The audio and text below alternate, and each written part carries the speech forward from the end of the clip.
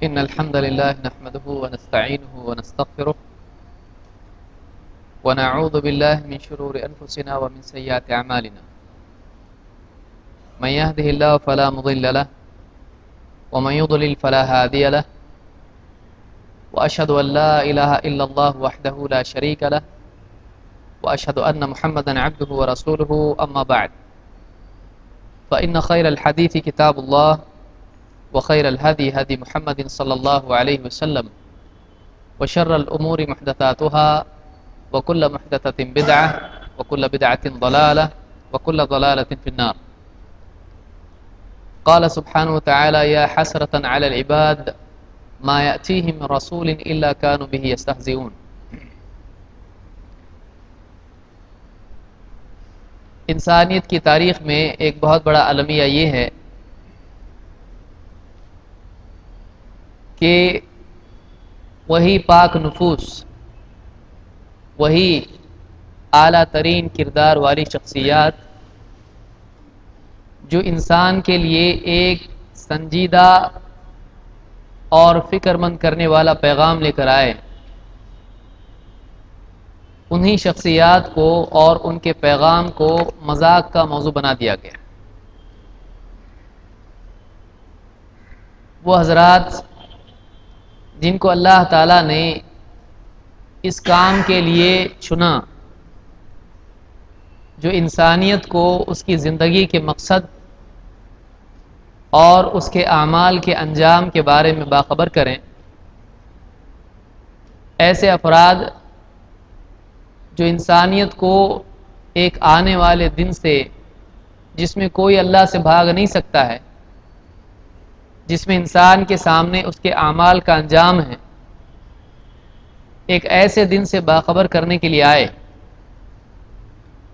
ایسی شخصیات کو لوگوں نے کھیل تماشے کا موضوع بنا دیا، ان کا مذاق اڑایا، ان کے ساتھ بدسلوکی کی، ان کے اوپر تہمتیں اور الزامات لگائے، یہاں تک کہ ان کے بارے میں ہر بری بات یا ہر برا کام جو کر سکتے تھے وہ کر گزرے۔ وہی لوگ جو انسان کے خیر خواہ تھے، ان کا بھلا چاہنے والے تھے، لوگوں نے ان کے بارے میں ہر قسم کی سازش کی۔ آپ سوچیں کتنی عجیب بات ہے کہ ایک طرف تو ایک انسان لوگوں کا خیر خواہ ہو، ان کا بھلا چاہتا ہو، وہ خود غرضی کی بجائے دوسروں کا بھلا چاہنے کے لیے اپنی زندگی کو وقف کرے، اور بدلے میں عوام سے اس کو یہ ملے کہ وہ سب کے سب مل کے اس کی جان کے دشمن بن جائیں، اس کی عزت کے دشمن بن جائیں، اس کی معاش کو برباد کرنے والے بنیں، سماجی سطح پر اس کا بائیکاٹ کرنے والے بنیں۔ اور یہ تاریخ میں کسی ایک انسان کا معاملہ نہیں ہے۔ اللہ تعالیٰ فرماتا ہے: یا حسرتن علی العباد، بندوں کا حال قابل حسرت ہے، کیونکہ قیامت کے دن یہ عمل کرنے والے کے لیے افسوس اور حسرت کا سبب بنے گا۔ یا حسرتن علی العباد ما یأتیہم من رسول الا کانوا بہ یستہزئون، جو بھی رسول ان کے پاس آیا انہوں نے اس کا مذاق ہی اڑایا، وہ اس کا مذاق اڑاتے رہے، اس کی استہزاء کرتے رہے۔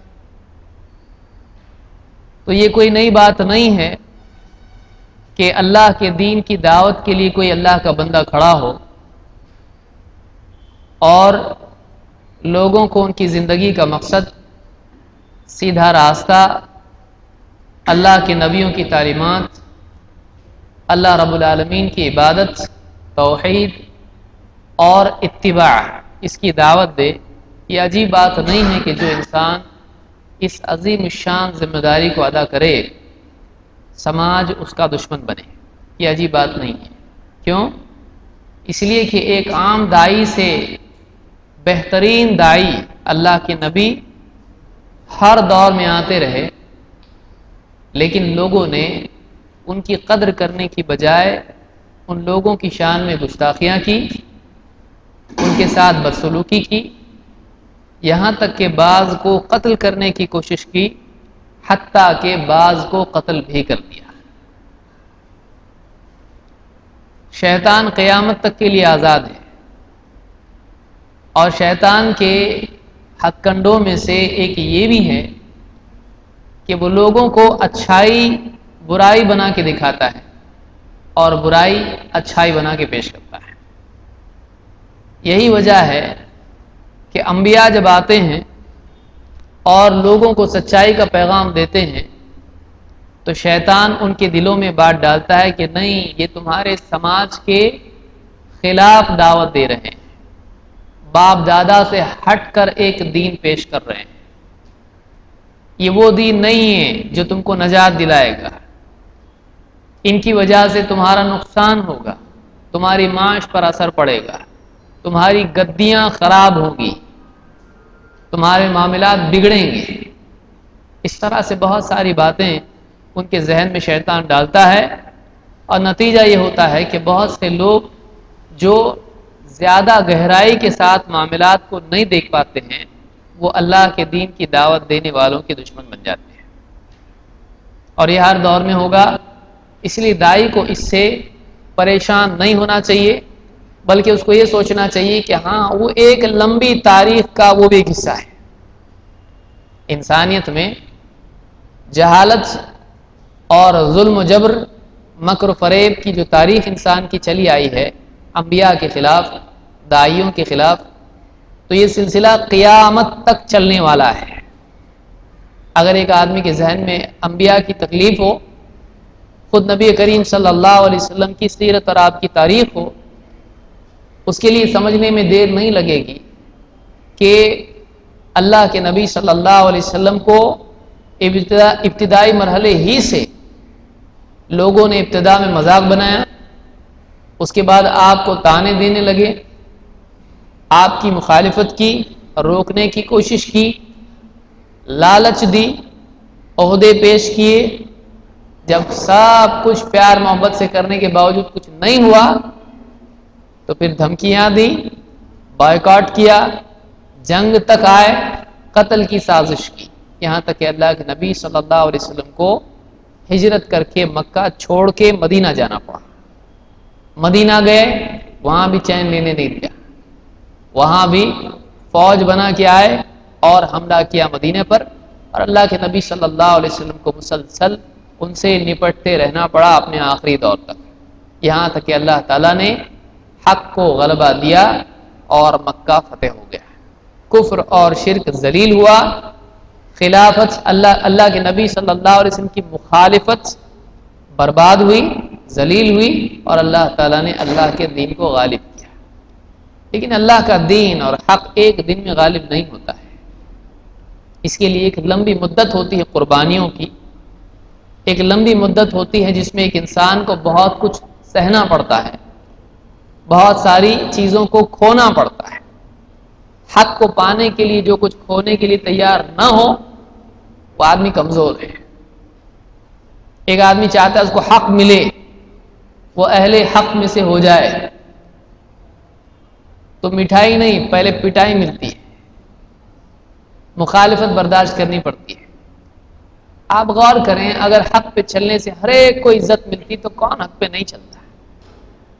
حق پہ چلنے کے لیے ایک انسان کو بہت کچھ برداشت کرنا پڑتا ہے، تکلیفیں اٹھانی پڑتی ہیں، رشتہ داریاں کھونی پڑتی ہیں، تجارت پر ضرب محسوس کرنی پڑتی ہے، سماج کے اندر چاہنے والوں کی قلت برداشت کرنی پڑتی ہے، اور بہت سارے مسائل برداشت کر کے اللہ کے آگے ہاتھ پھیلانا پڑتا ہے کہ اللہ کے سوا کوئی مددگار نہیں ملتا ہے۔ اور واقعی اللہ تعالیٰ اپنے بندے کے لیے کافی ہے۔ اللہ تعالیٰ قرآن کریم میں فرماتا ہے الیس اللہ بکاف عبدہ، کہ اللہ اپنے بندے کے لیے کافی نہیں ہے۔ تو جو اللہ کے دین کی دعوت لے کر کھڑا ہوتا ہے، اللہ تعالیٰ کی طرف سے وعدہ ہے کہ اللہ تعالیٰ اس کے لیے کافی ہے۔ لیکن اگر اللہ تعالیٰ کسی بندے کا ساتھ چھوڑ دے اور ساری کائنات اس کے حق میں محافظ بن کے کھڑی ہو جائے، اللہ تعالیٰ سے اس کو کوئی بچا نہیں سکتا ہے، نہ ذلت سے بچا سکتا ہے، نہ مصیبت سے بچا سکتا ہے اور نہ جہنم سے کوئی اس کو بچا سکتا ہے۔ اس لیے ایک انسان کو قلت اور کثرت کے ضابطوں میں، میتھمیٹکس میں نہیں سوچنا چاہیے۔ ایک آدمی بولے صحیح کم کتنے ہیں، زیادہ کتنے ہیں، چلو زیادہ والی کمپنی میں شریک ہوتے ہیں، نہیں۔ اللہ تعالیٰ کی یہاں سے قاعدہ ہمیشہ یہ رہا ہے کہ حق کو ماننے والے کم ہی رہے ہیں، اور اس کمی کی وجہ سے ایک بہت بڑا نقصان اور تکلیف لوگوں کو برداشت کرنی پڑتی ہے کہ زیادہ ہمیشہ کم کو دباتے ہیں۔ زیادہ کے پاس میڈیا ہوتا ہے، میجورٹی کے پاس سیاسی طاقت ہوتی ہے، میجورٹی کے پاس عوام کا اعتماد ہوتا ہے، جو بول دیا سب مانتے ہیں، جو بول دیا مائک میں ایک بار بول دیا یہ گمراہ ہے، ختم، پبلک چیک نہیں کرتی ہے۔ اور اکثر اہل باطل کے لیے ایک بہت بڑا پازیٹیو پوائنٹ یا پلس پوائنٹ جو ہوتا ہے، جس پر ان کی گدیوں کا مدار ہوتا ہے، جو اہل باطل ہوتے ہیں ان کے تخت کے کھوٹے کیا ہوتے ہیں؟ عوام کی جہالت۔ عوام کی جہالت ان کے لیے بہت پاورفل میڈیا ہوتی ہے، جو بول دیا سر آنکھوں پہ، کوئی چیک کرتا نہیں ہے۔ اسی لیے اگر آپ باطل کا رد کرنا چاہتے ہیں اور باطل کے تخت کو ہلانا چاہتے ہیں تو آپ کو پہلے ان کھوٹوں کو توڑنا پڑے گا۔ یہ کھوٹے کیا ہیں؟ عوام کی جہالت۔ جس دن آپ نے عوام کو ایجوکیٹ کر دیا، اس دن کوئی بیوقوف عوام کو نہیں بنا سکتا ہے۔ اس لیے انبیاء کی سب سے پہلی دعوت اگر کوئی تھی تو لوگوں میں علم کے پھیلانے کی دعوت تھی۔ آپ غور کریں، قرآن میں پہلی 5 آیتیں نازل ہوئی کس بارے میں؟ علم کے بارے میں۔ اقرأ بسم ربک الذی خلق، پڑھ اپنے رب کے نام سے جس نے انسان کو، مخلوقات کو پیدا کیا۔ خلق الانسان من علق، انسان کو پیدا کیا علق سے، جمے ہوئے خون سے۔ اقرأ وربک الاکرم، پڑھ، تیرا رب بڑا کریم ہے، سخی ہے، عطا کرنے والا ہے۔ الذی علم بالقلم، وہ جس نے انسان کو قلم کے ذریعے تعلیم دی۔ علم الانسان ما لم يعلم، انسان کو وہ سب کچھ سکھایا جو پہلے سے وہ نہیں جانتا تھا۔ 5 آیتیں آئی ہیں، اور ان 5 آیتوں میں اللہ تعالیٰ نے خصوصی موضوع علم کو رکھا۔ پڑھ، سکھایا، قلم۔ اللہ تعالیٰ نے علم اور تبلیغ علم اور حفاظت علم، ان تینوں چیزوں کا یہاں پر ان 5 آیتوں میں ذکر کیا۔ معلوم ہوا ابتدا انبیاء کی دعوت کی ہوتی ہے علم کے ذریعے سے، تعلیم۔ اللہ کے رسول صلی اللہ علیہ وسلم کو آپ دیکھیں، اللہ تعالیٰ نے کیا فرمایا؟ لقد من اللہ علی المؤمنین اذ بعث بہم رسولا من انفسہم، اللہ نے بہت بڑا احسان کیا ایمان والوں پر جب انہی میں سے ایک رسول ان میں بھیجا۔ یتلو علیہم آیاتہ، یہ رسول کیا کرتے ہیں؟ یتلو علیہم آیاتہ، لوگوں پر اللہ کی آیتیں پڑھ پڑھ کر ان کو سناتے ہیں۔ ویزکیہم، اور ان کا تزکیہ کرتے ہیں، ان کو باطل اخلاق سے اور باطل عقائد سے پاک کرتے ہیں، ان کی تربیت کرتے ہیں۔ وَيُعَلِّمُهُمُ الْكِتَابَ وَالْحِكْمَةَ، اور ان کو اللہ کی کتاب اور حکمت کی تعلیم دیتے ہیں۔ وَإِنْ، ابھی اس کو یاد رکھیے، وَإِنْ كَانُوا مِنْ قَبْلُ لَفِي ضَلَالٍ مُبِينٍ، اس سے پہلے ان تمام لوگوں کا حال یہ تھا کہ وہ کھلی گمراہی میں پڑے ہوئے تھے۔ معلوم ہوا کہ اس سے پہلے کھلی گمراہی میں پڑے ہوئے تھے، کھلی گمراہی سے نکالنے کے لیے کیا کیا گیا؟ یتلو علیہم آیاتہ ویزکیہم ویعلمہم الکتاب والحکمہ، کہ اللہ کی آیتیں پڑھ کے سنانا، ربانی علم عوام تک منتقل کرنا، پھر پہنچا کے چھوڑ نہیں دینا، پوسٹ مین کی طرح نہیں، معلم کی طرح۔ ویزکیہم، مسلسل تربیت، نگرانی، جیسے پودے کی نگرانی کسان کرتا ہے، باغباں کرتا ہے۔ اور وَيُعَلِّمُهُمُ الْكِتَابَ وَالْحِكْمَةَ، اللہ کی کتاب اور اس کی حکمت، کتاب سے مستنبط حکمت جس کو آپ سنت کہہ سکتے ہیں، اس کی تعلیم دینا، ایجوکیٹ کرنا، تلاوت آیات امانت کو پہنچا دینا ہے. پڑھ کے سنا دیا، میں نے پہنچا دیا، پہنچا دیا. لیکن خالی آیتیں پڑھ کے سنانا کافی نہیں ہے، تلاوت الفاظ کافی نہیں ہے، بلکہ مفہوم آیات بھی ضروری ہے. قرآن کے احکام کیا ہیں، قرآن کے قصے کیا ہیں، قرآن میں جو باتیں بیان کی گئی ہیں ان کا حاصل کیا ہے. وَيُعَلِّمُهُ الْكِتَابَ وَالْحِکْمَةَ، اللہ کے نبی صلی اللہ علیہ وسلم نے پبلک کو ایجوکیٹ کیا تو جا کے پبلک گمراہی سے نکلی. تو آج اگر گمراہی سے نکالنا ہے عوام کو تو کوئی نیا فارمولا نہیں ہے آئنسٹائن کا یا نیوٹن کا. آج اگر گمراہی سے لوگوں کو نکالنا ہے تو یہی نبوی فارمولا ہے جو اللہ نے دیا ہے. 4 کام کرنے پڑیں گے. ایک، اللہ کی کتاب لوگوں تک پہنچائی جائے، پڑھنا سکھایا جائے، ان کو قرآن پڑھنے والا بنایا جائے، اور اسی طرح سے مربی اور معلم بن کے ان کی تربیت کی جائے، ان کی نگرانی کی جائے، ان کو اخلاق سکھائے جائیں، ان کو دین سکھایا جائے، اسلامی آداب ان کو سکھائے جائیں، عالم و متعلم کے آداب ان کو سکھائے جائیں، شاگرد اور استاذ کے آداب ان کو سکھائے جائیں، زندگی کے تمام معاملات کے آداب ان کو سکھائے جائیں، واقعی ان کو طالب علم بنایا جائے، صرف پڑھنے والا نہیں، ادب والا طالب علم. اس لیے کہ علماء کہتے ہیں ہم نے علم بعد میں سیکھا، پہلے ادب سیکھا. سفیان ثوری رحمۃ اللہ علیہ فرماتے ہیں 1 سال تو میں نے سننا سیکھا، 1 سال میں نے علم کی بات سننا کیسا وہ سیکھا، اس کے بعد پوچھنا سیکھا، کیونکہ پوچھنا آدمی کی عقل کو ظاہر کرتا ہے کیسا پوچھتا ہے آدمی. تو یہ آداب ہیں، ان کو واقعی اخلاق والا انسان بنانا کہ جو دین اللہ کی طرف سے ملا ہے اس دین پر کیسے عمل کیا جاتا ہے، اس دین پر کیسے جمع جاتا ہے، تو یہ ان کو سکھانا. تو آج اگر ہم چاہتے ہیں کہ جو گمراہی عوام میں ہے اس گمراہی سے ان کو نکالا جائے تو کوئی نیا دین یا نیا نبی آج نہیں آئے گا.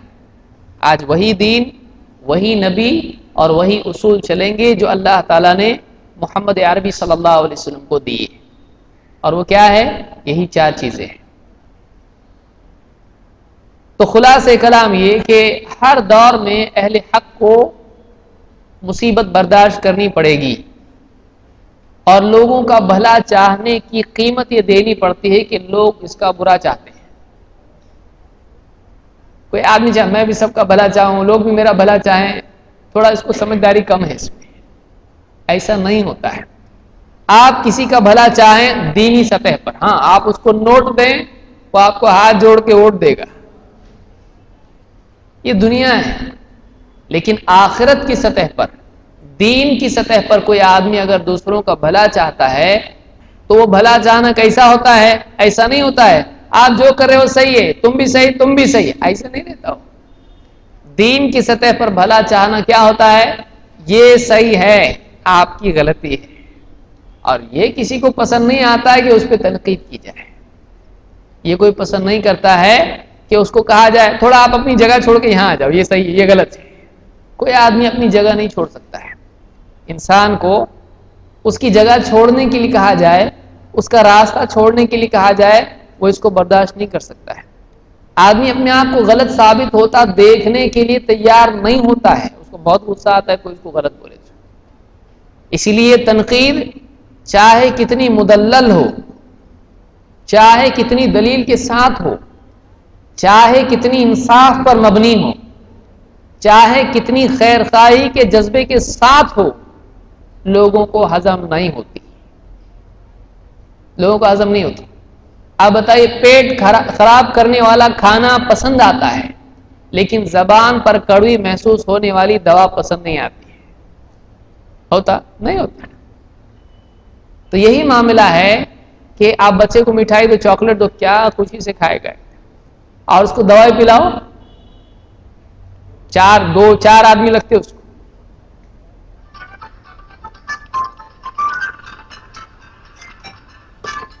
یہ صبح سویرے وارننگ ہے سب کے لیے کہ جو بھی یہاں رکھے کچھ اس کو بند کر کے رکھے، آف لائن کر کے رکھے اس کو. بچے کو 5 آدمی لگتے، 4 بولا میں نے غلطی سے. 4 آدمی کون سے؟ ہاتھ اور پاؤں والے اور ایک دوائی پلانے والا. جو بھائی بھی یہاں پہ موبائل ریکارڈنگ کے لیے رکھ رہے ہیں برائے کرم اس کو آف لائن کر کے رکھیں اور یہاں سے موبائل سے لائیو مت کیجیے. آلریڈی لائیو ہو رہا ہے تو اس سے نیٹ ورک کی وجہ سے بھی تشویش آتی ہے. اس میں مکھی کی بھن بھناٹ کی طرح آواز آتی ہے. تو کوئی آدمی اپنے اوپر تنقید کو برداشت نہیں کرتا ہے. وہ یہ نہیں دیکھتا کہ اس کا جذبہ کیا ہے, وہ یہ نہیں دیکھتا ہے کہ اس میں میرا فائدہ ہے یا نقصان ہے. بس میرے اوپر تنقید نہیں چاہیے. اس وجہ سے کوئی بھی فرد ہو یا کوئی بھی جماعت ہو, کوئی بھی گروہ ہو, وہ تنقید کو برداشت نہیں کرتا ہے. اور یہی وجہ ہے کہ تنقید کرنے والے کے لوگ دشمن بن جاتے ہیں. لیکن اس کی وجہ سے تنقید اور اصلاح اور خیرخواہی کو ترک نہیں کرنا چاہیے. بتائیے اگر کوئی نہیں چاہ رہا کہ اس کو دوائی دی جائے تو ڈاکٹر کیا کرتا ہے, اس کو برابر دوائی دیتا ہے, اس کا آپریشن کرتا ہے. ایک پیشنٹ کہہ رہا ہوں ایکسیڈنٹ ہو گیا اس کا, وہ انجیکشن لینے کے لیے تیار نہیں ہے, وہ آپریشن کے لیے تیار نہیں ہے, لیکن ڈاکٹر کا کام ہے اس کو لٹاؤ, اس کو اسٹریچر پہ ڈال کے اس کو آپریشن تھیٹر میں لو, اس کا علاج کرنا پڑے گا.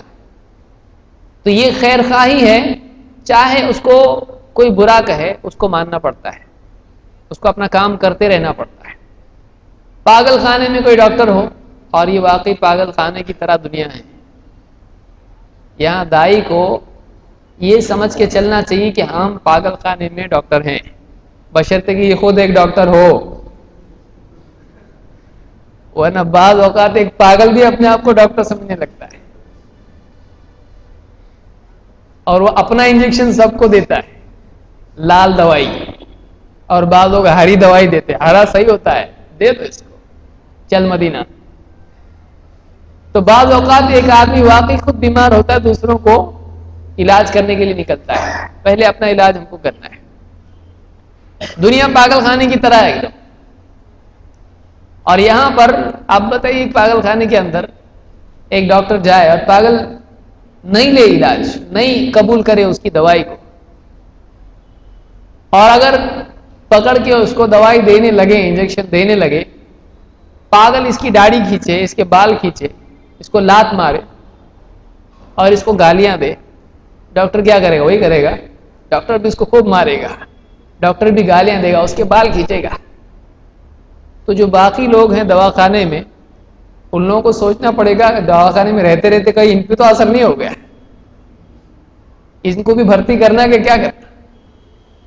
تو بعض اوقات دائیوں کا بھی ایسا ہوتا ہے کہ ایک وقت تک تو وہ شرافت پہ رہتے ہیں, لوگوں کی خیر خواہی اور لوگوں کے ساتھ بھلا چاہنا, حق بات پیش کرنا, لیکن جب دھیرے دھیرے دیکھتے ہیں کہ کوئی سن رہا نہیں اور الٹا پریشان کر رہا, مار پیٹ کر رہا, گنڈا گردی کر رہا, تو ان کے اثرات ان میں بھی آنے شروع ہو جاتے ہیں. پھر وہ پاگل جیسی حرکتیں دائی بھی کرنے لگتا ہے. یہ ہم کو نہیں کرنا ہے. ہم اپنا اخلاق خود چنیں کتاب و سنت کی روشنی میں. جن کو ہم دعوت دے رہے ہیں ان کے اخلاق کاپی نہیں کریں, کیونکہ وہ ہمارے لیے اسوہ اور نمونہ نہیں ہے. ہم کو اپنے اخلاق پر چلنا ہے. ہم کو جو اخلاق کتاب و سنت سے ملے ہیں اس کو ہم کو فالو کرنا ہے.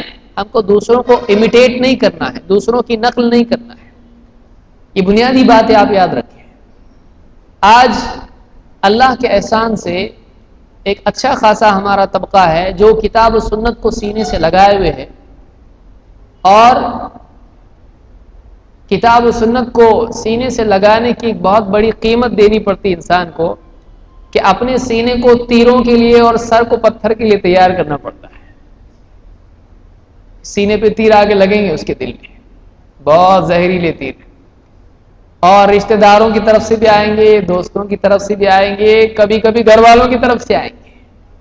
آپ بتائیے اللہ کے نبی صلی اللہ علیہ وسلم جب صفا کی پہاڑی پر کھڑے ہوئے اور آپ نے انسانیت کی فلاح کے لیے پہلا پیغام, پہلی سپیچ تھی وہ, اوپن سپیچ, جب آپ نے پیغام انسانیت کو دیا تو پہلا پتھر کس نے مارا تھا؟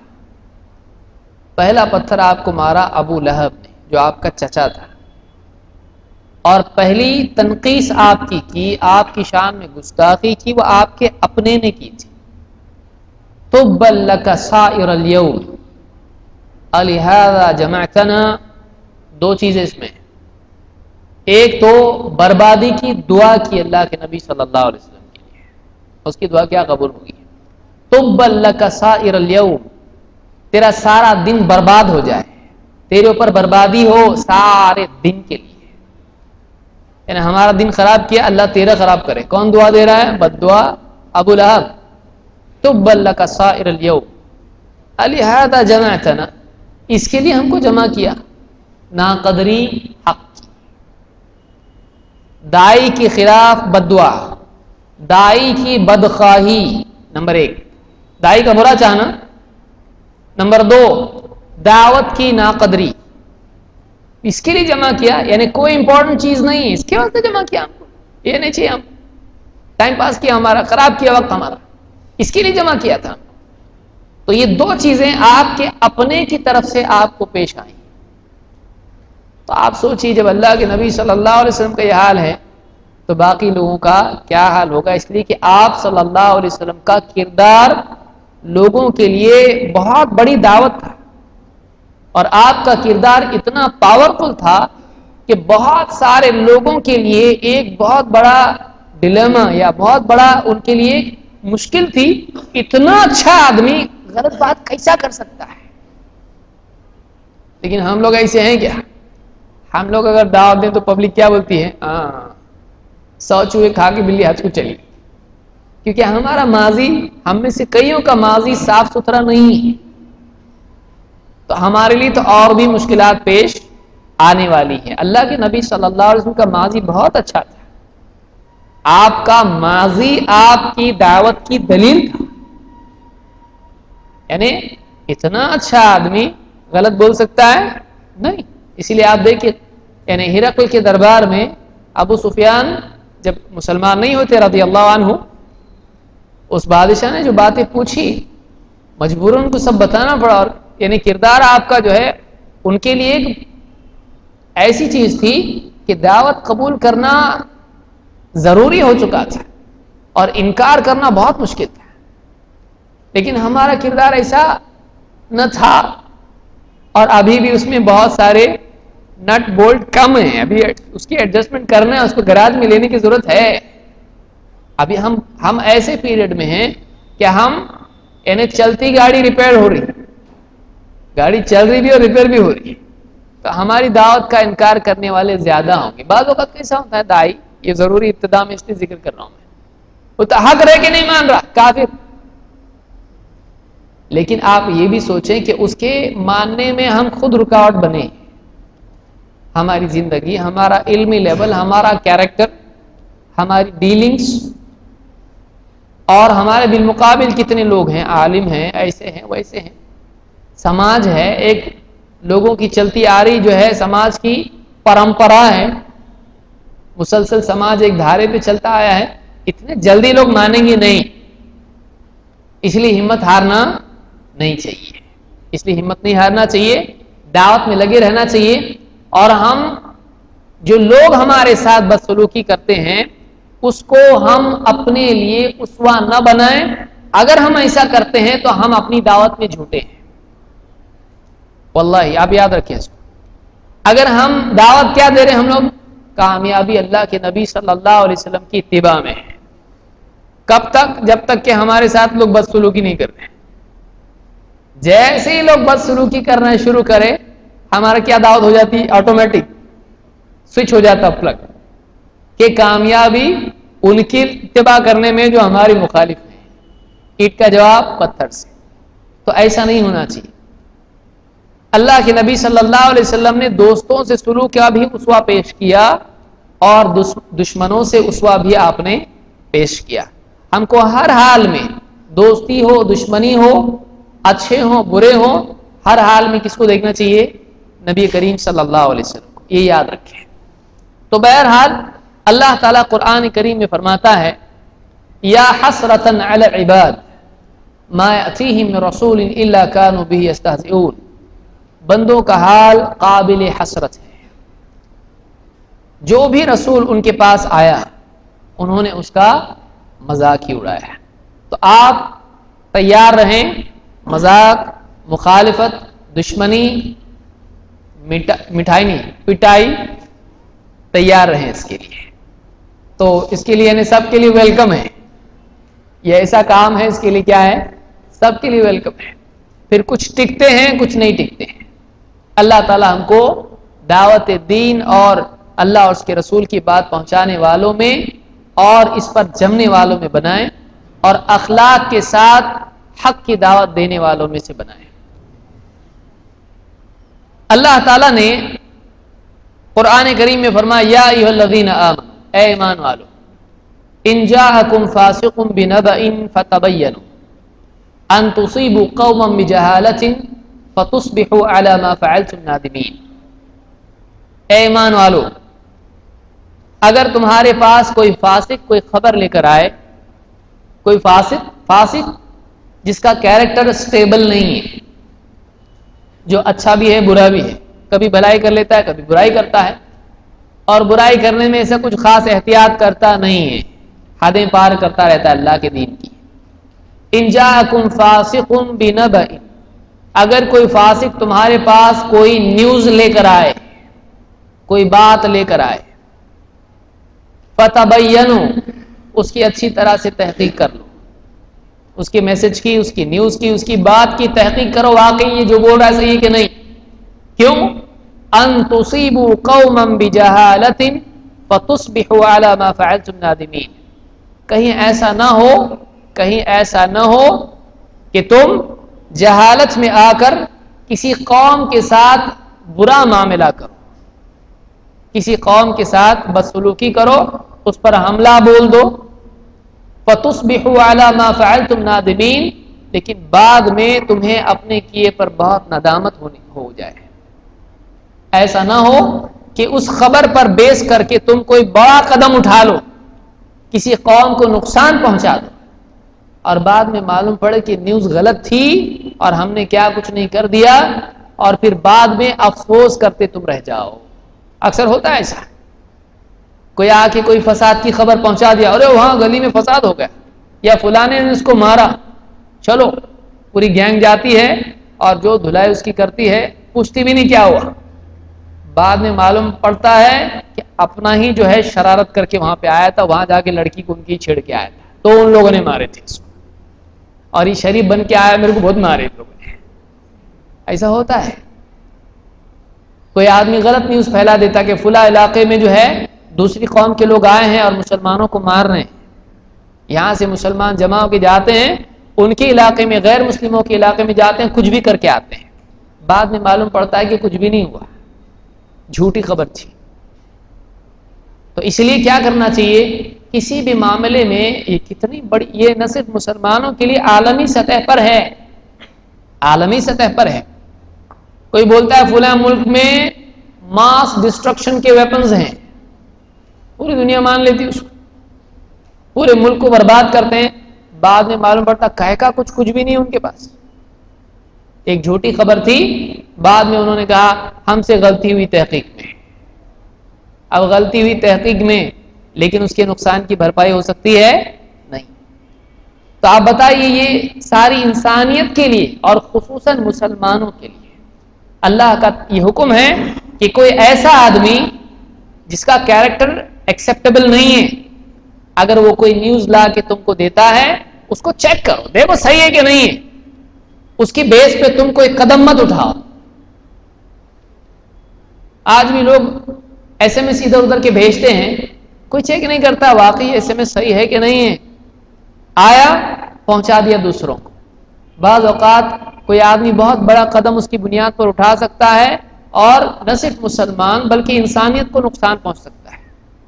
فَتُصْبِحُوا عَلَىٰ مَا فَعَلْتُمْ نَادِمِينَ، ایسا نہ ہو کہ تم بعد میں اپنے کیے پر پچھتاوے میں پڑ جاؤ، کیونکہ کرنے کے بعد ایک آدمی کوئی بھی قدم اٹھانے کے بعد واپس نہیں جا سکتا ہے، نقصان ہو گیا۔ گلاس آپ کے ہاتھ میں تھا، پھوڑ دیا آپ نے، اب چپکاتے بیٹھیں گے اس کو فیویکول سے، کیا ہوگا؟ گلاس وہ میوزیم میں رکھنے کے لائق بنے گا، پانی پینے کے لائق نہیں بنے گا۔ تو نقصان ہونے کے بعد بھرپائی ہوتی ہے بعض اوقات، اکثر اوقات نہیں ہو پاتی ہے. تو یہ اللہ کا حکم ہے. سورہ الحجرات میں اللہ نے بات کہی ہے. یہ اکثر مسلمان اس چیز کو یاد نہیں رکھتے، اسی لیے آپ دیکھیں گے ممبروں سے کھڑے ہو کے اہل حدیث اللہ کے رسول کو نہیں مانتے ہیں. تو کون مانتی؟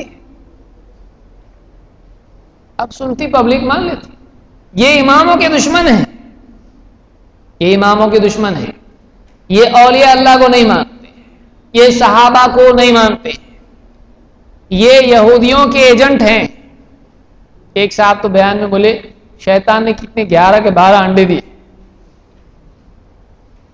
اس میں ایک انڈے کا نام انڈا پھوٹا ٹوٹا، اس میں سے جو بچہ نکلا اس کا نام کیا تھا؟ حدیث.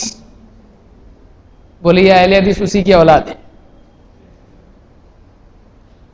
یہ اتنا سائنٹیفک نالج قرآن و سنت میں کہیں بھی نہیں کہاں ہے؟ یعنی آپ سوچیں کہ لوگوں کو کیا کیا سہارے مل جاتے ہیں اہل حدیث سے ناراض ہونے کے لیے، اہل حدیث کو بدنام کرنے کے لیے.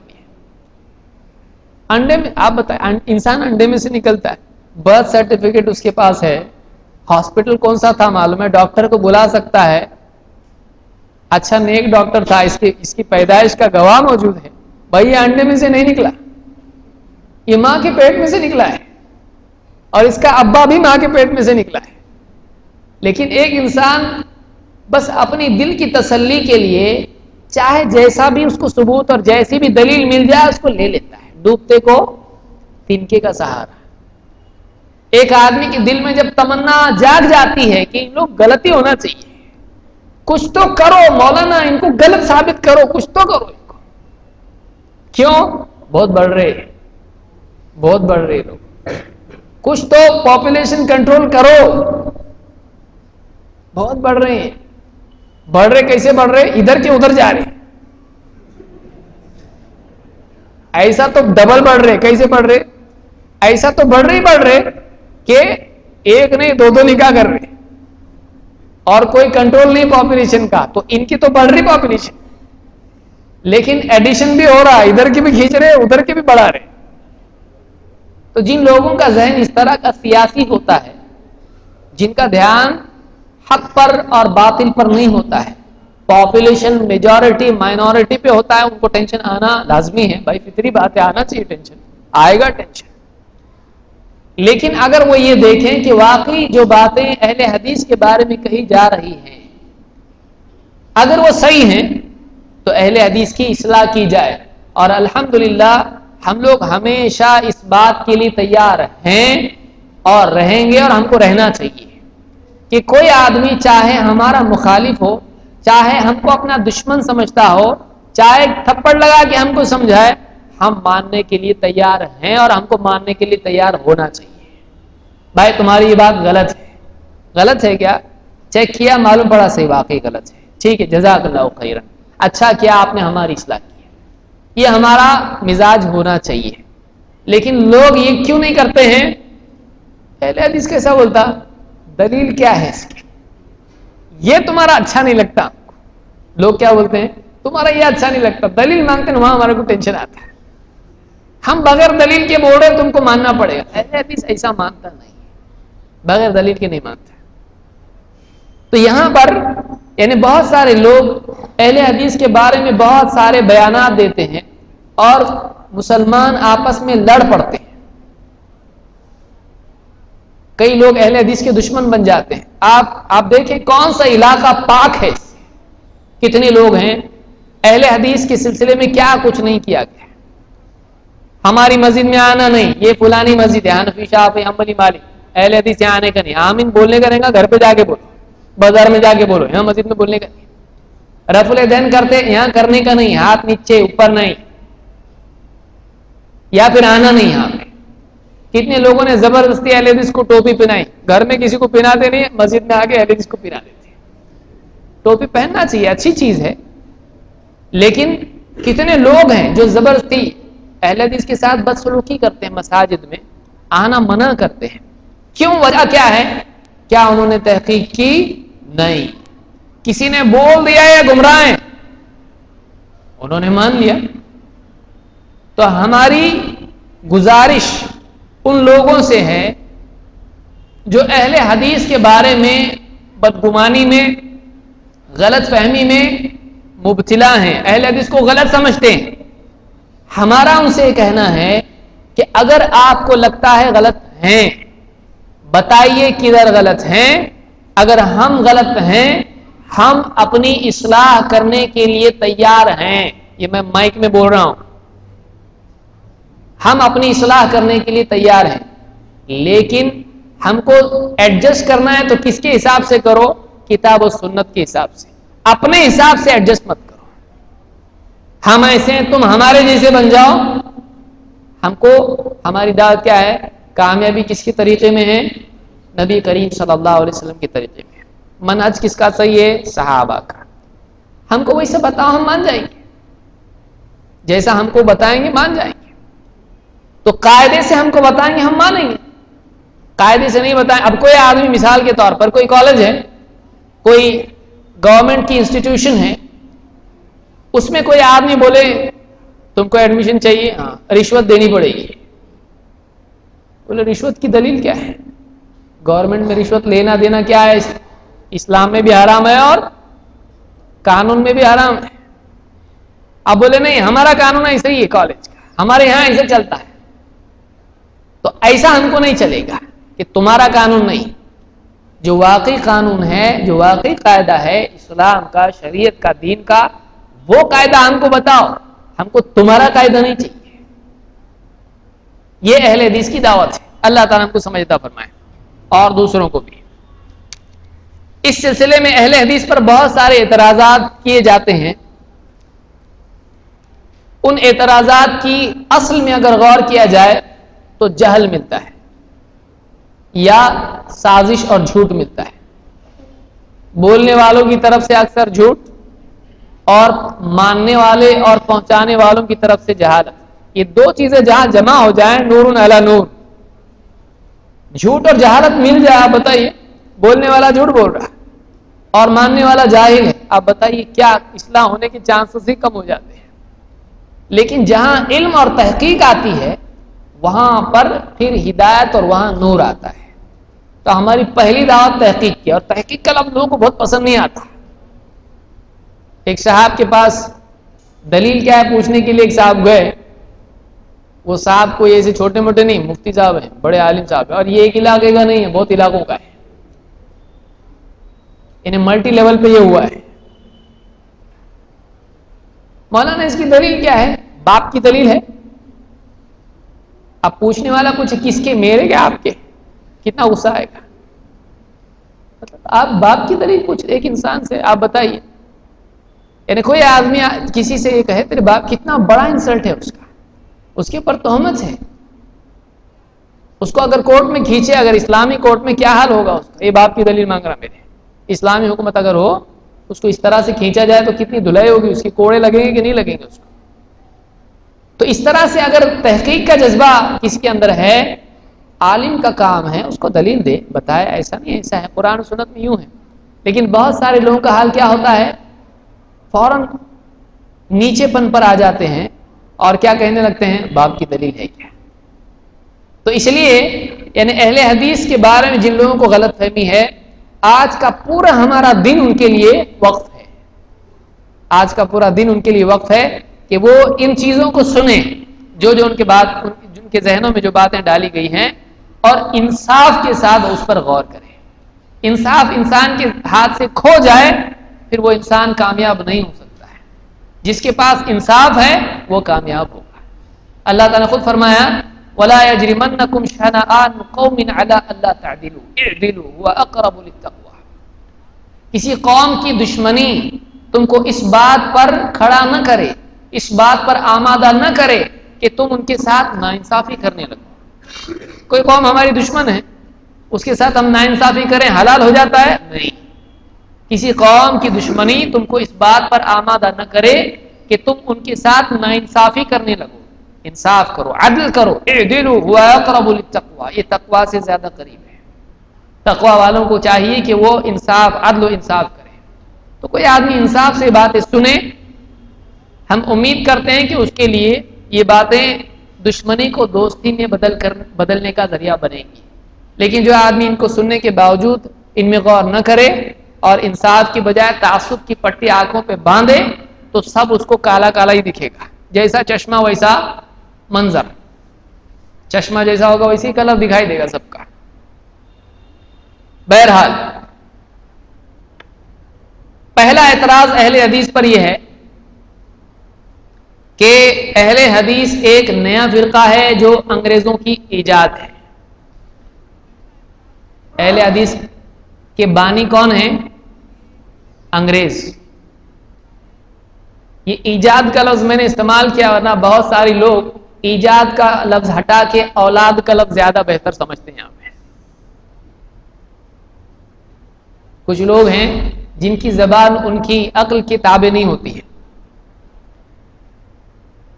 بہت سارے لوگوں نے بیانات میں اپنے کہا، دیکھیے یہ ہم مظلوم ہیں اس لیے ہم کہہ رہے ہیں، بھائی کوئی آدمی اس کو کوئی آدمی پکڑ کے بولے چور ہے اور بولے صبر کرو صبر کرو، چلے گا؟ اس نے مار پیٹ نہیں کرنا لیکن بولنا تو پڑے گا بھائی میں چور نہیں ہے۔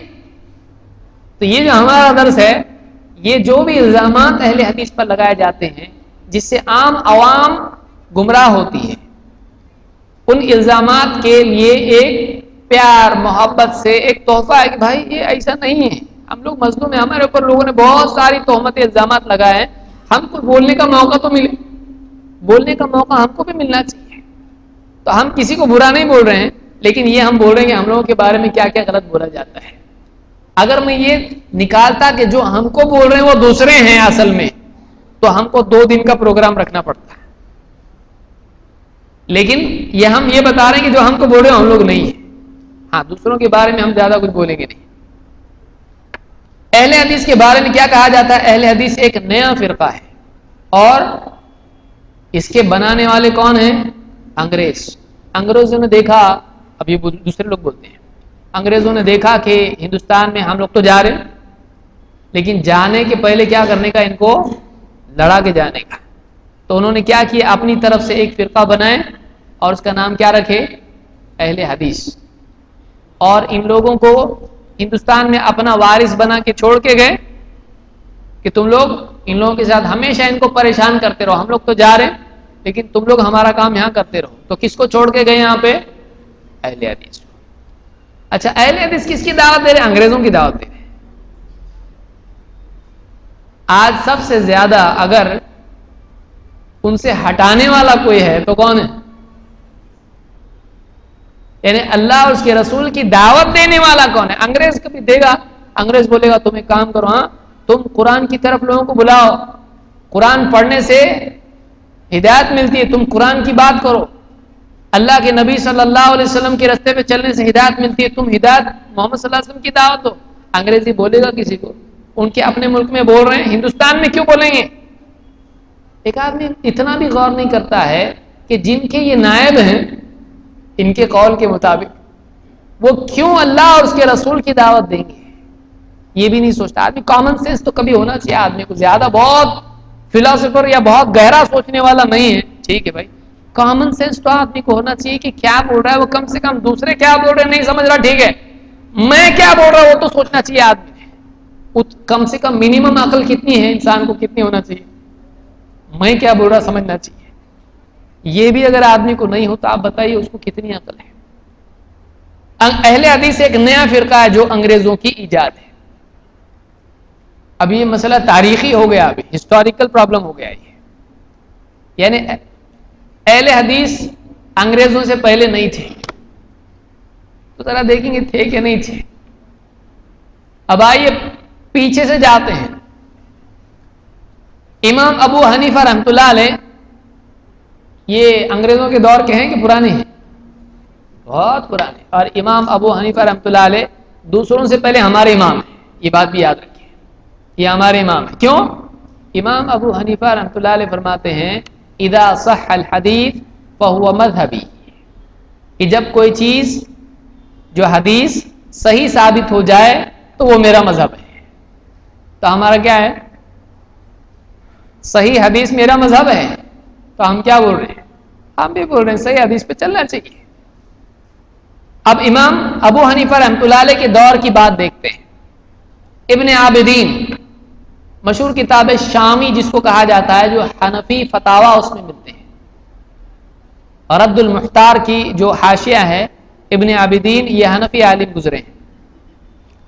اپنی کتاب میں لکھتے ہیں رد المختار میں، حکی ان رجلا من اصحاب ابی حنیفۃ خطب الى رجل من اصحاب الحدیث ابنتہ، کہ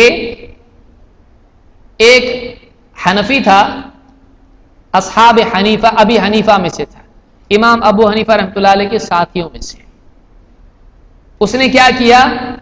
خطب الى رجل من اصحاب الحدیث ابنتہ، کہ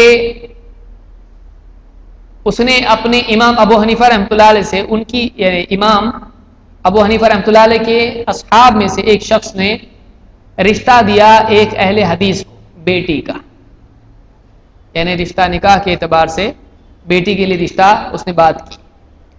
فی عہد ابی بکر الجوزجانی، ابو بکر الجوزجانی یہ کون ہیں؟ یہ ابو سلیمان الجوزجانی کے شاگرد ہیں. ابو سلیمان الجوزجانی امام محمد کے شاگرد ہیں. امام محمد امام ابو حنیفہ کے شاگرد ہیں. تو امام ابو حنیفہ کے شاگرد کے شاگرد کے شاگرد، ٹھیک ہے.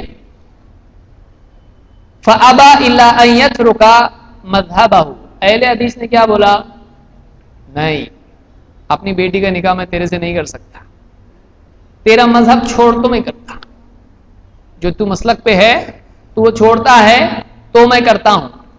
اور مذہب چھوڑے گا یعنی فَيَقْرَأْ خَلْفَ الْإِمَامِ وَيَرْفَعُ يَدَيْهِ عِنْدَ الْانْحِطَاطِ وَنَحْوُ ذَلِكَ. کیا کرنا پڑے گا تجھ کو رفع الیدین کرنا پڑے گا، تجھ کو امام کے پیچھے قرآن سورہ فاتحہ پڑھنی پڑے گی، اور وَنَحْوُ ذَلِكَ یعنی پلس پلس پلس اور بھی مسائل ہیں.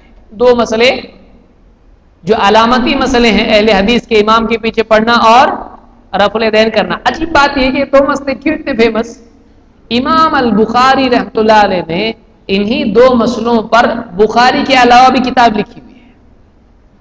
امام البخاری کی کتاب صحیح بخاری آپ کو سب کو معلوم ہے. بعض لوگ کہتے ہیں ان کو بخاری کا بخار ہے، ٹھیک ہے، اچھی بات ہے، اس بخار میں آدمی علمی ہی بات کرے گا، لیکن جس کو دوسرا بخار آ جائے وہ اس میں بڑبڑاہٹ ہی کرے گا. تو یہ دو کتابیں امام البخاری کی صحیح بخاری کے علاوہ، نمبر ایک رفع الیدین کے بارے میں ایک کتاب، دو امام کے پیچھے سورہ فاتحہ پڑھنے پر کتاب، یہ دو کتابیں الگ سے ہیں. تو اس نے بھی کیا کہا؟ دو مسئلے تم کو کرنے پڑیں گے، امام کے پیچھے قرات کرنی پڑے گی، رفع الیدین کرنا پڑے گا، اور بھی مسئلے ہیں ان پہ عمل کرنا پڑے گا. فَأَجَابَهُ، اس آدمی کا ٹھیک، مذہب بھی چھوڑتا اور رفع الیدین بھی کرتا ہوں اور امام کے پیچھے بھی پڑھوں گا. فَزَوَّجَهُ، تو اس نے اپنی بیٹی کا نکاح اس سے کر دیا. تو اس زمانے میں اہل حدیث تھے کہ نہیں تھے؟ یہاں لفظ دیکھیے، من اصحاب الحدیث، اہل حدیث میں سے ایک آدمی تھا، اس سے رشتہ پیش کیا. کیسے لوگ تھے وہ؟ پابند لوگ تھے، یہ کرنا پڑے گا تو شادی کرتا ہوں میں اپنی بیٹی کی، نہیں تو نہیں کروں گا. اس نے ایڈجسٹ کر لیا، اہل حدیث نے نکاح کر لیا اپنی بیٹی کا. یہ رد المختار میں کتاب الحدود میں فروع ارتدت لتفارق زوجها تجبر علی الاسلام، اس باب میں انہوں نے اس کو ذکر کیا ہے. بہرحال تو اس سے ایک بات یہ معلوم پڑی کہ امام البخاری کے اصحاب میں سے ایسے لوگ تھے جو اہل حدیث سے بات چیت کرتے تھے، اور اس زمانے میں اہل حدیث تھے. انگریز تھے کہ جبھی امریکہ تھا، انگلینڈ تھا، کب کی بات ہو رہی ہے؟ آج سے تقریباً 1300 سال 1400 سال پہلے، یعنی اتنی پرانی بات ہے. تبھی بھی اہل حدیث تھے کہ نہیں تھے. یہ کون سی کتاب ہے؟ اب بہت سارے لوگ کہتے ہیں یہ اپنی کی طرف سے کتابیں بدل دیتے، انہی کی کتاب میں. یہ کون سی کتاب ہے؟ رد المختار، حنفی بھائیوں کی کتاب ہے. اور آگے آئیے، امام ابو حنیفہ رحمۃ اللہ علیہ کے شاگرد کون ہیں؟ دو مشہور شاگرد ہیں، ایک امام ابو یوسف القاضی، دو امام محمد ابن حسن الشیبانی. امام ابو یوسف رحمۃ اللہ علیہ کے بارے میں یحییٰ ابن معین بہت بڑے محدث گزرے ہیں. یحییٰ ابن معین کیا کہتے ہیں؟ کہتے ہیں کان ابو یوسف القاضی، ابو یوسف القاضی جو امام ابو حنیفہ کے شاگرد ہیں، یحب اصحاب الحدیث ویمیل الیہم. دو چیزیں بتائیں ان کے بارے میں. نمبر ایک، امام ابو یوسف اہل حدیث سے بہت محبت کرتے تھے. بھائی آپ لوگ کیوں دشمن بنے ہوئے ہیں؟ امام ابو یوسف کیا کرتے تھے؟ اصحاب الحدیث سے محبت کرتے تھے. اور نمبر دو، وَيَمِيلُ إِلَيْهِمْ، وَيَمِيلُ إِلَيْهِمْ، اور ان کا بینٹ بھی اہل حدیث کی طرف تھا، وہ اہل حدیث کی طرف مائل تھے. اسی لیے آپ دیکھیں گے کہ امام ابو یوسف، آپ ہدایہ کھولیں اگر بس تو آپ کے لیے کوئی بھی سبق کھولیں تقریباً آپ کو ہر جگہ ملے گا. امام ابو حنیفہ رحمۃ اللہ علیہ کہتے ہیں، لیکن امام ابو یوسف کا یہ فتویٰ ہے. کئی مسائل میں امام ابو یوسف اور امام محمد نے امام ابو حنیفہ سے اختلاف کیا ہے. تو یہاں پر کہتے ہیں کہ ابو یوسف القاضی اہل حدیث سے، اصحاب الحدیث سے محبت کرتے تھے اور انہی کی طرف مائل تھے. ان کی طرف ان کا کیا تھا؟ جھکاؤ تھا، اہل حدیث کی طرف جھکاؤ تھا. کہاں لکھا ہوا ہے؟ تاریخ بغداد جو خطیب البغدادی کی کتاب ہے. خطیب بغدادی کون ہے؟ آج سے تقریباً 800 سال پرانے ہیں، 800 سال پرانے ہیں. اور خصوصی بات یہ یاد رکھیے کہ تاریخ بغداد میں جو بھی اقوال علماء کے ہیں وہ سند کے ساتھ ہیں. جرح و تعدیل کے اقوال کیسے ہیں؟ سند کے ساتھ ہیں. تو اس میں من اسمہ یعقوب، ابو یوسف کا نام کیا ہے؟ یعقوب. ویحک یا یعقوب، تو ان کا نام یعقوب ہے. تو یہ معلوم ہوا کہ امام ابو یوسف کے زمانے میں بھی کون تھے؟ ہم ایک سٹیپ اور اوپر گئے کہ نہیں گئے؟ کوئی بولے گا تو امام ابو حنیفہ کے شاگرد کے شاگرد کے شاگرد کے زمانے میں اہل حدیث تھے. آپ تھوڑا کدھر گئے؟ ایک سیڑھی، دو سیڑھی اوپر گئے ہم لوگ. تو یہ کس کے زمانے میں اہل حدیث تھے؟ امام ابو حنیفہ کے شاگرد کے.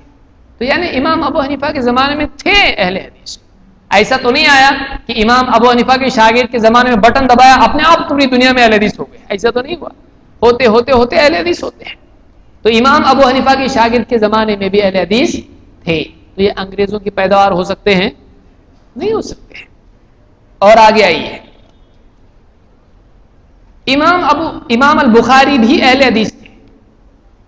اب یہ بعض لوگ کہتے ہیں امام بخاری شافعی تھے. امام بخاری کیا تھے؟ شافعی تھے.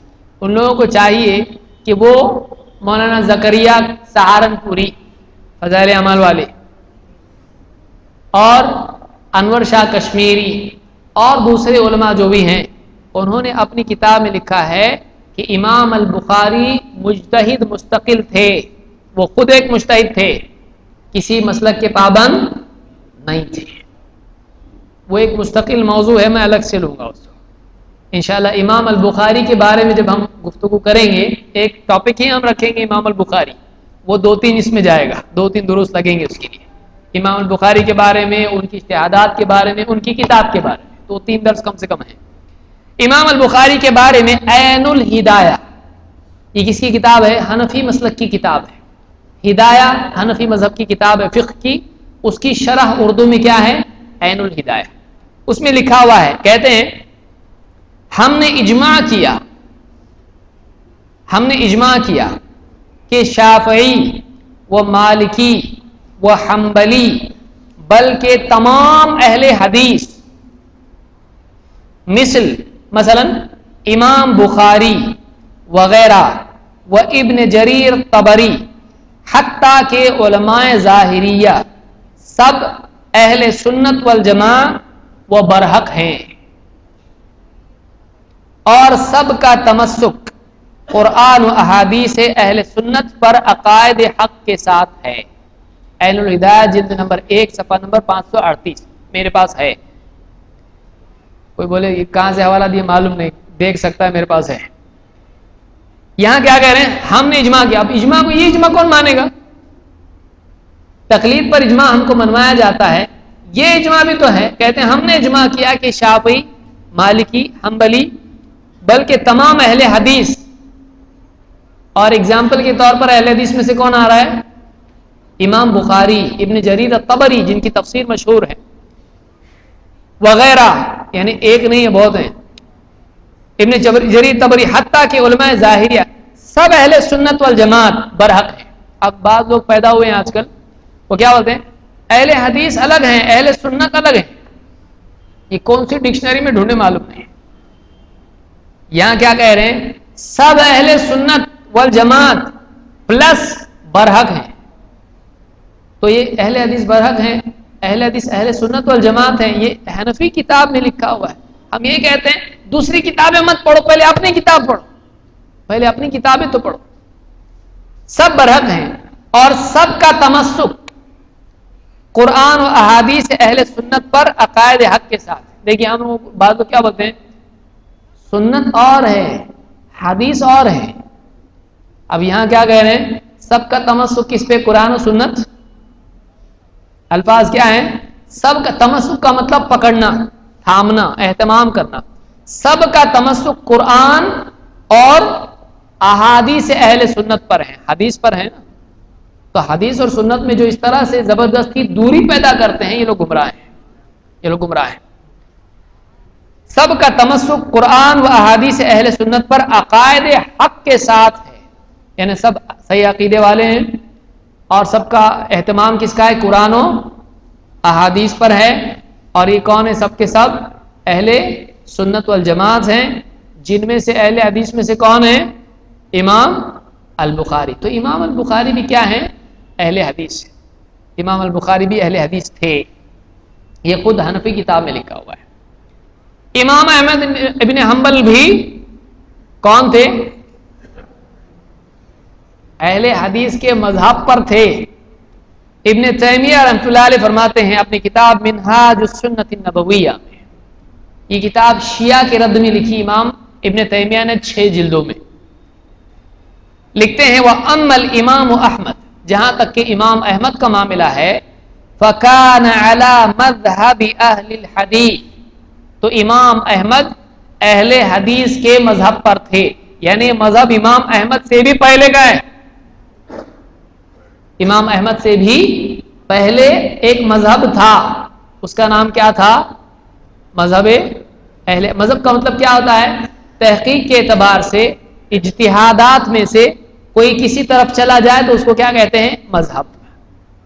تو امام احمد سے پہلے اہل حدیث تھے، اور امام احمد بھی کس کے مذہب پر تھے، اہل حدیث کے۔ کون کہتا ہے، امام ابن تیمیہ۔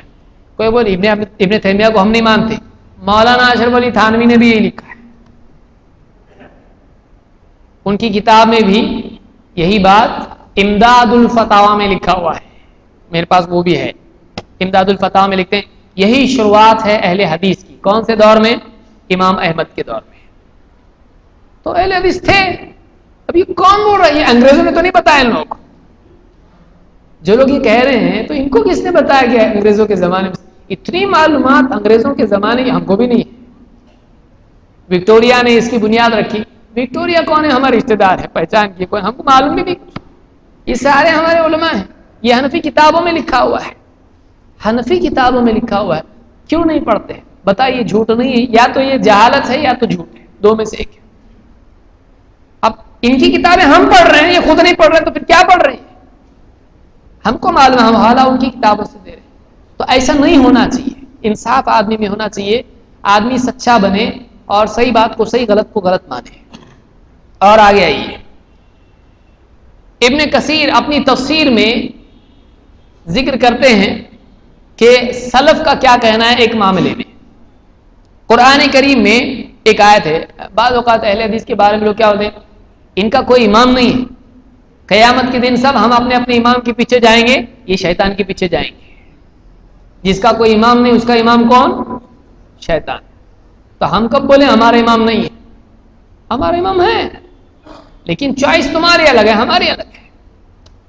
اسی لیے امام ابن کثیر اس آیت کی، اور دلیل بھی یہی آیت پیش کی جاتی ہے، قرآن کی آیت ہے، کیا آیت ہے، یوم ندعو کل اناس بامامہم، یوم ندعو کل اناس بامامہم، قیامت کے دن لوگوں کو ان کے امام کے ساتھ بلایا جائے گا۔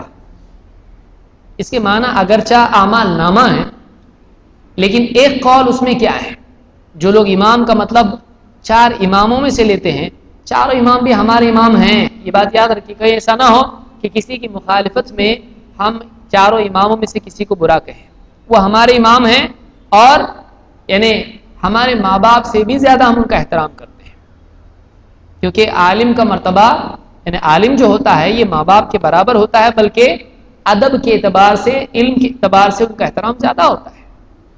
ہاں اللہ نے ماں باپ کا احترام بھی بتایا ہم کو، تو علماء کا احترام ہم بھی کرتے ہیں، چاروں اماموں کا احترام ہم کرتے ہیں۔ یوم ندعو کل اناس بامامہم، قیامت کے دن لوگوں کو ان کے امام کے نام سے، امام کے ساتھ پکارا جائے گا۔ حافظ ابن کثیر کب کے ہیں؟ 1956 کے۔ ابن کثیر 700 سال پرانے ہیں، 700 سال پرانے ہیں۔ کہتے ہیں اس آیت کی تفسیر میں کہتے ہیں وقال بعض السلف، ابن کثیر بھی نہیں بول رہے ہیں، سلف میں سے بعض نے کہا۔ سلف کتنے پرانے ہوتے ہیں؟ سلف صحابہ، تابعین، تبع تابعین کو بولتے ہیں۔ کہتے ہیں قال بعض السلف، بعض سلف کا یہ کہنا ہے، وقال بعض السلف هذا اکبر شرف لاصحاب الحدیث لان امامهم النبی صلی اللہ علیہ وسلم۔ کہتے ہیں بعض سلف نے کہا ہے کہ اہل حدیث کا سب سے بڑا شرف یہ ہے کہ ان کو ان کے امام کے نام سے، ان کے امام کے ساتھ پکارا جائے گا۔ کیوں؟ کیونکہ ان کا امام نبی صلی اللہ علیہ وسلم ہے۔ اہل حدیث کا سب سے بڑا شرف یہ آیت ہے۔ کون بول رہا ہے؟ ابن کثیر نہیں، ابن کثیر تو نقل کر رہے ہیں، کہہ رہے ہیں بعض سلف کا یہ کہنا ہے کہ اہل حدیث کا کیا ہے، یہ سب سے بڑا شرف ہے، کیونکہ ان کا امام کون ہے؟ نبی صلی اللہ علیہ وسلم۔ تو قیامت کے دن لوگوں کو اپنے اپنے امام کے نام سے بلایا جائے گا، تو ان کا امام کون ہے؟ تو ان کو محمد صلی اللہ علیہ وسلم کے نام سے بلایا جائے گا، ان کے ساتھ بلایا جائے گا۔ تو بعض سلف نے کیا کہا؟ اہل حدیث کا سب سے بڑا شرف یہ ہے۔ چلیے آگے آئیے، یہ سب دل دہلانے والی چیزیں ہیں نا۔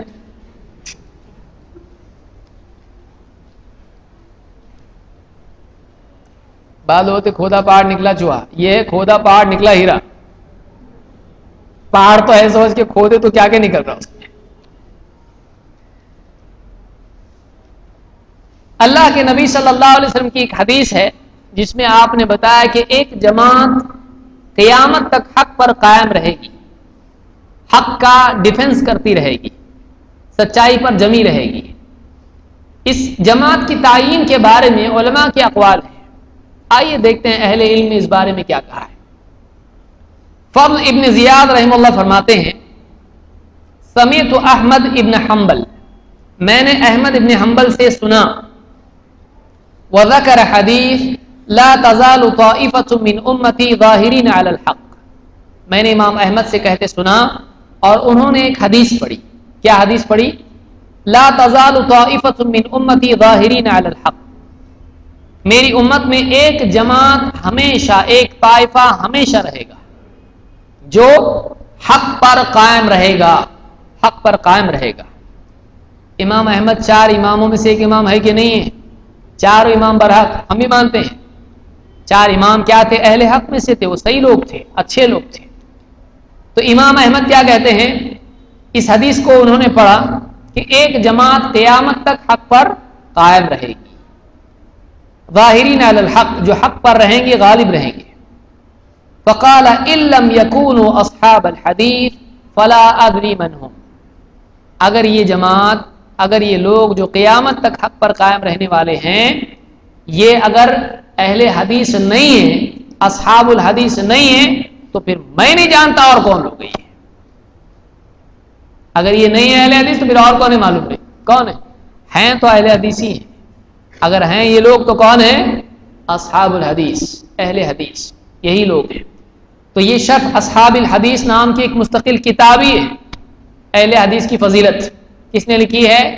خطیب بغدادی نے، انگریزوں کے ڈونیشن پہ، 800 سال پرانے ہوں، 800 سال پرانے ہیں، تو انہوں نے اس کو لکھا ہے، 42 نمبر کی روایت ہے۔ تو امام احمد کے نزدیک حق پر قائم رہنے والی جماعت کون ہے؟ اصحاب الحدیث۔ اسی طرح سے امام ابو حنیفہ رحمۃ اللہ علیہ کے ایک شاگرد ہیں، ان کا نام ہے عبداللہ ابن المبارک، جو ابتدائی دور میں امام ابو حنیفہ کے شاگرد رہ چکے ہیں، لیکن بعد میں الگ ہو گئے تھے، یہ بھی یاد رکھیے، بعد میں الگ ہو گئے تھے۔ عبداللہ ابن مبارک، ان پہ کسی کی بھی تنقید نہیں ہے، خاص بات یہ ہے عبداللہ ابن مبارک پر کسی کی کوئی تنقید نہیں ہے، نہ بعد والوں کی نہ ان کے اپنے دور والوں کی، سب کے سب متفقہ طور پر ان کو امام مانتے ہیں، امام عبداللہ ابن مبارک۔ وہ جو قصہ بیان کیا جاتا ہے کتنا صحیح ہے وہ اللہ کو ہی معلوم، بظاہر تو صحیح نہیں ہے کہ وہ حج کو نہیں گئے، کوئی عورت کچرے میں سے کچھ دیکھ رہی تھی، مرغی ڈھونڈ رہی تھی، تو بعد میں معلوم پڑا کہ ان کے نام سے کوئی حج کر رہا ہے، وہ لمبا قصہ ایک بیان کرتے تھے لوگ۔ وہ کون ہے؟ وہ عبداللہ بن مبارک ہے، عبداللہ بن مبارک تو ایکسیپٹڈ شخصیت ہے یہ۔ اس حدیث کے بارے میں کہتے ہیں عبداللہ بن مبارک، کہتے ہیں ہم اندی اصحاب الحدیث، وہ جو جماعت حق پر قائم رہنے والی ہے وہ کون ہے؟ میرے نزدیک تو وہ اہل حدیث، میرے نزدیک کون ہے؟ وہ اصحاب الحدیث۔ تو عبداللہ بن مبارک کے نزدیک بھی وہ اصحاب الحدیث ہیں، یہ بھی شرح اصحاب الحدیث میں موجود ہے۔ اسی طرح سے امام البخاری بھی اس حدیث کے ضمن میں کہ ایک جماعت حق پر غالب رہے گی، امام البخاری کہتے ہیں یعنی اصحاب الحدیث، وہ جماعت کون سی ہے؟ اصحاب، کیوں خود اہل حدیث ہے تو پھر کون بولیں گے؟ اہل حدیث ہی ہے۔ جب انہوں نے تحقیق کی معلوم پڑا اہل حدیث ہی حق پر ہیں تو وہ بھی اہل حدیث ہو گئے۔ امام البخاری کون تھے؟ اہل حدیث تھے، تو کہتے ہیں میرے نزدیک وہ جماعت اہل حدیث ہے، یعنی اصحاب الحدیث۔ پیران پیر شیخ عبد القادر جیلانی رحمۃ اللہ علیہ، ہم بھی ان کو اللہ کے اولیاء میں سے، صالحین میں سے مانتے ہیں۔ غوریت الطالبین شیخ عبد القادر جیلانی رحمۃ اللہ علیہ کی کتاب ہے، عام طور سے اس کو لوگ مانتے ہیں، بعض لوگوں نے ڈسپیوٹ کیا ہے اس کے اوپر، بہرحال وہ کتاب ان کے نام سے منسوب ہے۔ اس کتاب میں لکھا ہوا ہے، کیا کہتے ہیں؟ وَعَلَمْ أَنَّ لِأَهْلِ الْبِدْعِ عَلَامَاتٍ يُعْرَفُونَ بِهَا، اس بات کو اچھی طرح سے جان لو، أَنَّ لِأَهْلِ الْبِدْعِ عَلَامَاتٍ، بدعتیوں کی کچھ خاص علامتیں ہوتی ہیں، ان کی کچھ کیا ہے؟ سائن ہے، کچھ پہچاننے کی، ہاں یہ بدعتی ہے۔ تو بدعتی کو پہچاننے کا کیسا؟ تو وہ تھوڑا فارمولا بتا رہے ہیں، کہتے ہیں ان لأہل البدع علامات یعرفون بها، بدعتیوں کی کچھ پہچان ہوتی ہے جس سے وہ پہچانے جاتے ہیں۔ فعلامۃ اہل البدعۃ الوقیعۃ فی اہل الاثر، کہتے ہیں کہ بدعتیوں کی علامات میں سے ایک علامت یہ بھی ہے کہ وہ اہل الاثر کو برا بھلا کہتے ہیں۔ اہل الاثر کون ہے؟ اہل الاثر اصحاب الحدیث ہی کا ایک نام ہے، کیونکہ عربی زبان میں حدیث، روایت، اثر، اس طرح کے سارے الفاظ ایک ہی لفظ کے لیے آتے ہیں۔ تو اثر کا مطلب کیا ہوتا ہے؟ روایت۔ حدیث کو بھی علماء کیا کہتے ہیں؟ اثر۔ اسی لیے امام الطحاوی کی کتاب ہے شرح معانی الآثار، شرح معانی الآثار، تو آثار، اثر، یہ حدیث کو کہتے ہیں۔ تو اصحاب الحدیث کا ایک نام کیا ہے؟ اہل الاثر۔ اس لیے بعض علماء اپنے یہاں پر دیکھیے اثری لگاتے ہیں، اثری، ارشاد الحق اثری، یا اسی طرح سے علی بن حسن الحلبی الاثری، تو اس طرح سے اثر اصحاب الاثر، اصحاب الحدیث کو بھی کہا جاتا ہے، اہل الحدیث کو بھی کہا جاتا ہے۔ شیخ عبد القادر جیلانی اپنے فرماتے ہیں کہ اہل بدعت کی کچھ علامات ہیں جن سے پہچانے جاتے ہیں، اور وہ کیا ہے؟ اہل اثر کو برا کہنا، اور کہتے ہیں وہ، اب کوئی بولے گا نہیں اہل اثر الگ ہیں، دوسری جماعت یہ جھوٹ بول رہے ہیں، آئیے آگے چلو، تھوڑا آگے تو چلو، کہتے ہیں وَكُلُّ ذَلِكَ عَصَبِيَّةٌ وَغِيَاضٌ لِأَهْلِ السُنَّةِ، اور ان کا ایسا انہوں نے بتایا، یہ فلاں ان کو یہ لقب دیتے ہیں، فلاں حشویہ کہتے ہیں، فلاں مجسمہ کہتے ہیں، فلاں کہتے ہیں، وہ سارے لقب گنائے انہوں نے، اور اس کے بعد کیا کہتے ہیں؟ کہتے ہیں وَكُلُّ ذَلِكَ عَصَبِيَّةٌ وَغِيَاضٌ لِأَهْلِ السُنَّةِ، اور یہ سب کا سب ان کا برے برے لقب دینا اہل حدیث کو کیا ہے؟ عصبیت ہے، تعصب ہے، باعث جس کو کہتے ہیں تعصب ہے، اور غیاظ ہے، دل کی بھڑاس ہے۔ دیکھیے کوئی آدمی کسی کو غلط ثابت نہیں کرتا ہے تو گالیاں دینا شروع کرتا ہے، تو کہتے ہیں یہ سب کیا ہے؟ ان کا تعصب ہے اور ان کا کیا ہے؟ ان کی بھڑاس ہے لِأَهْلِ السُّنَّةِ، اہل سنت پر. اہل سنت ابھی خوش ہو جائیں گے بات، بولے تو اہل سنت آ رہے ہیں یہاں پہ. کہتے اہل سنت کے اوپر بھڑاس نکال کے ان کو برے برے نام دیتے ہیں اور کہتے وَلَا اسْمَ لَهُمْ إِلَّا اسْمٌ وَاحِدٌ، اور اہل سنت کا نام ایک ہی نام ہے، اس کے سوا ان کا کوئی نام نہیں ہے، ہوا اصحاب الحدیث. اہل سنت کا نام اگر ہے تو کیا ہے؟ اصحاب الحدیث. تو اہل سنت کا ایک ہی نام ہے. اہل سنت کو اگر کوئی نام دیا جا سکتا ہے تو کیا ہے؟ اصحاب الحدیث. تو اہل سنت کا نام بھی کیا ہے؟ اصحاب الحدیث. ان کے نزدیک بھی اہل حق کون ہیں؟ اصحاب الحدیث. اب وہ لوگ جو بولتے ہیں اہل حدیث الگ ہے اہل سنت الگ ہے، یہ کون سے اس سے کاٹ کے چھری سے الگ کر رہے ہیں معلوم نہیں. یہ بدعتی چھری ہے جس سے اس طرح کی تقسیم کر رہے ہیں. شیخ عبد القادر جیلانی کہہ رہے ہیں یہ دونوں ایک ہیں، یہ دونوں ایک ہیں. اہل سنت بھی وہی ہیں اور اہل سنت کا نام کیا ہے؟ اصحاب الحدیث. تو ان کی کتاب غنیت الطالبین میں جو اردو میں یہ عربی میں ہے، جلد نمبر 166 پر یہ ہے. تو بہرحال یہ پہلا پرابلم تھا جو بعض لوگوں کے ذہنوں میں ہے کہ اہل حدیث انگریزوں کی پیداوار ہے یا کسی کی بھی پیداوار ہے. ایسا نہیں ہے، بلکہ بڑے بڑے علماء امام البخاری، امام احمد اور شیخ عبد القادر جیلانی رحمۃ اللہ علیہ، یہ سب کے سب کیا تھے؟ شیخ عبد القادر جیلانی کو لوگ کیا بولتے ہیں؟ حنبلی تھے. ٹھیک ہے، حنبلی یعنی امام احمد ابن حنبل کے ماننے والے. امام احمد ابن حنبل کون تھے؟ آپ نے پڑھا نا اوپر، کون تھے وہ؟ تو یہ بھی کون تھے؟ دیکھیے کتنا دور ہیں لیکن برابر مان رہے. وہ بھی کہہ رہے ہیں یہی اہل حدیث، وہ بھی بول رہے اہل حدیث. امام احمد ابن حنبل کے نزدیک بھی اہل حق کون ہیں؟ تو ظاہر بات ہے ان کے نزدیک بھی کون ہوں گے؟ اہل حدیث.